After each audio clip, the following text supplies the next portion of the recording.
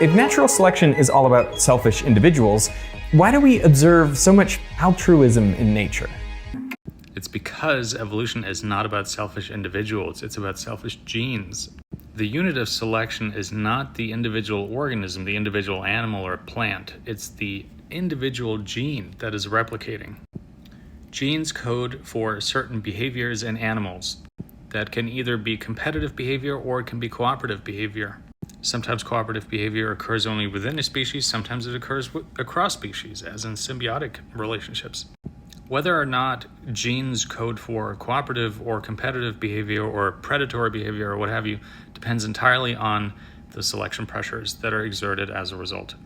If a gene happens to code for cooperative behavior and then spreads better as a result, it'll spread better.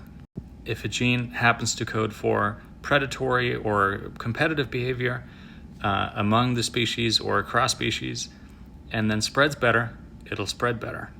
Importantly, if a gene codes for behavior that makes the species go extinct tomorrow, but lets the gene spread better today, it'll still spread better today, and then the species will go extinct tomorrow, and there's absolutely nothing in nature or in evolution that'll prevent that.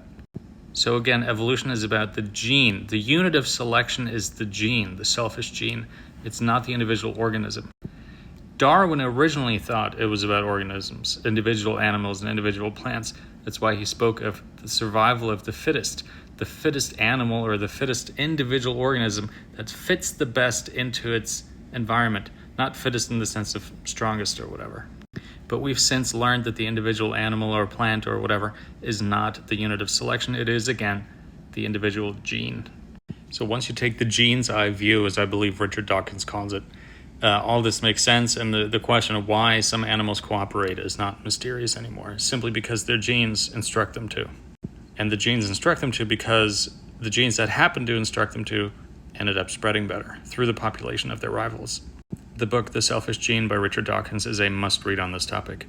You will learn so much about evolution from that single book.